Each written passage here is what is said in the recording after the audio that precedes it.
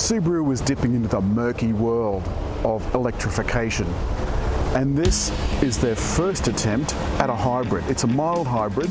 We're looking at the range this week. The Forester's coming next week, but for now, here's the Subaru XV Hybrid.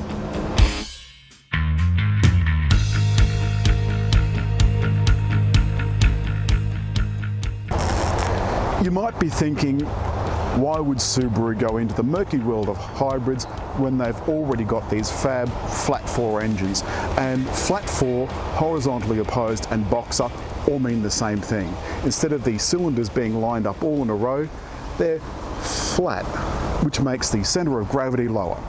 Interestingly, Subaru still have the same flat 4 that they've got in the other boxes, but it's got 5 less kilowatts. Same amount of Newton meters, but 5 less kilowatts. But the electric mode is under the back floor and it replaces the spare tyre, unfortunately. You've got to make do with a puncture repair kit. Subaru call this a mild hybrid, and I think they've done themselves a little bit of a disservice.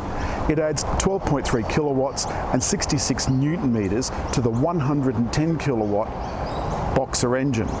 It also improves fuel consumption very slightly. The Forester urban fuel consumption is improved by 19%, but this one is a little bit less. And the CO2 is only slightly improved too. So you have to ask yourself, would you pay an extra $2,500 for such small savings? Well, the answer is yes, probably. Because it's not about what the car provides, it's not about the power, it's about what it says about you.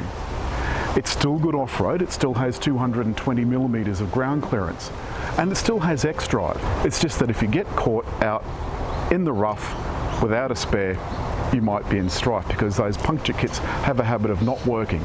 They won't work if the hole's over 6 mils, or if you've been driving on the rims for too long, or if the tyre's been flat for too long. You'd probably have to call roadside assistance, and when you're out back, that's probably not going to be a great thing. We went to the launch of XV a little while ago. We didn't take our camera crew, so we took some phone footage. Here's a little bit of that now. The good thing about XV is it's got autonomous emergency braking as part of eyesight, and it works both going forward and backwards. Not unusual, it comes with rear cross traffic alert too. And Subaru is very proud of its eyesight. The twin cameras look ahead and they monitor the cars, pedestrians and traffic and what have you in front, and they'll provide emergency braking to get you out of trouble if you don't see something that the car sees first. It's got clever locking too. With the key in your pocket, it'll lock and unlock by touching these. Now the key's in the car at the moment, so when I touch this, it's just going to beep at me. And to unlock it, just put your hand inside the handle and pull the door. There's a surprising amount of space in the back too. There's a good few centimeters between me and the chair in front, and this one's actually set a little bit further back than the driver's chair. The seat fabric is a little bit industrial, it's a bit steampunk.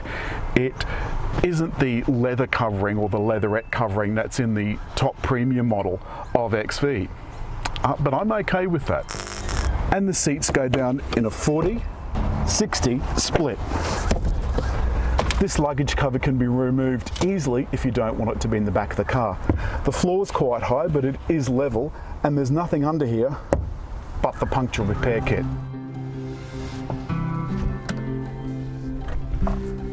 We are now in EV mode only, and we're completely silent.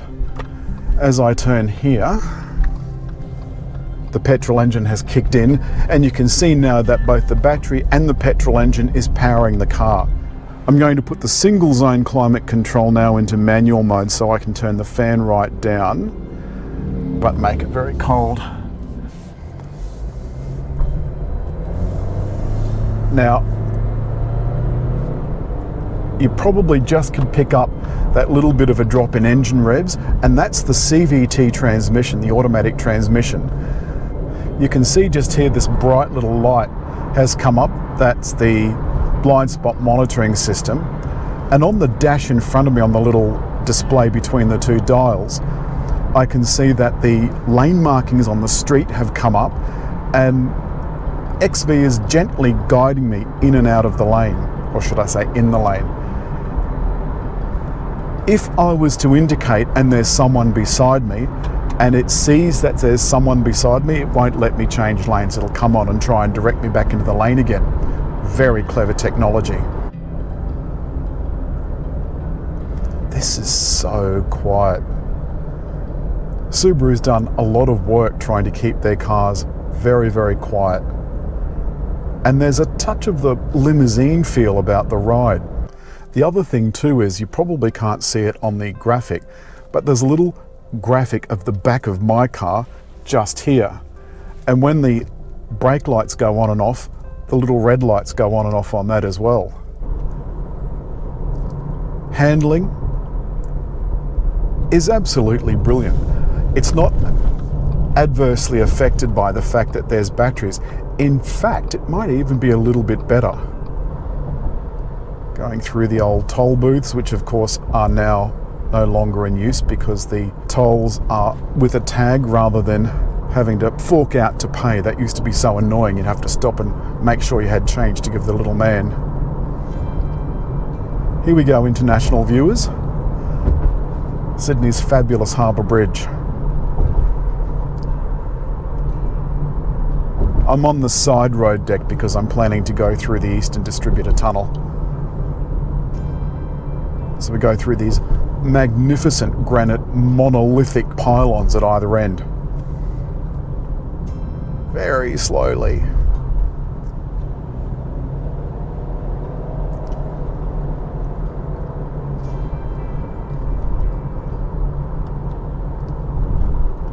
So you can hear how nice and quiet this is. I think Subaru has done an excellent job. There's a couple of things that you have to keep in mind. You still have all-wheel drive, and you can still do a little light off-roading. We did that at the launch, and it proved to be a very capable car, even with this CVT automatic. A lot of you don't know what a CVT is, and I've explained that in other videos, so I'm not going to go too far into it here. But rest assured, it is an excellent one. It's old Jamie Packer's monstrous casino that apparently folk like you and I aren't going to be allowed to go in. Now that bong then was the lane control, the active lane control turning off. For some reason, every now and then it turns itself off. You can probably just see the Opera House over there, one of Sydney's icons. Now Subaru doesn't expect to sell a lot of these hybrid models either in the XV or in Forester. The new platform that all new Subarus will be based on can take any drivetrain. It can take petrol, can take battery, can take hybrid. And that's very good news for us, because it means we'll have, at least in the short term, a choice. So I'm going to turn this on now. So I've got my active cruise control set, and this car is doing its own thing. I'm not doing a thing. And it's one of the things that many new cars have, the ability to think for itself on the way to fully autonomous driving. Steering is what I would call comfortable. Not too heavy, not too light. Acceleration is more than acceptable, considering the weight of this car is 1,500 kilos plus. The price, in the mid-30s, is a lot to pay for a car that's missing some of the things that a car $2,500 cheaper has. But all of the safety gadgets are there. These are those cameras that you might not have been able to see in the tunnel. Also, be careful where you place your dash cam. Don't place it in front of the cameras, because it may get a little bit upset with you. As I mentioned, that one of the things that you lose apart from the spare tyre is some capacity from the fuel tank, which goes from 60 litres or thereabouts down to 48 litres. So it feels like you go through that a lot faster than you otherwise would.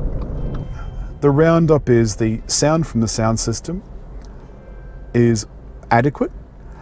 The interior is lovely. All of these surfaces are soft. The only hard bit is this, and that is matte, and I think that's so important. There's no shine in your face. There's a big cowl over the top display. Let me just turn that off, and now we're back to our fuel usage display.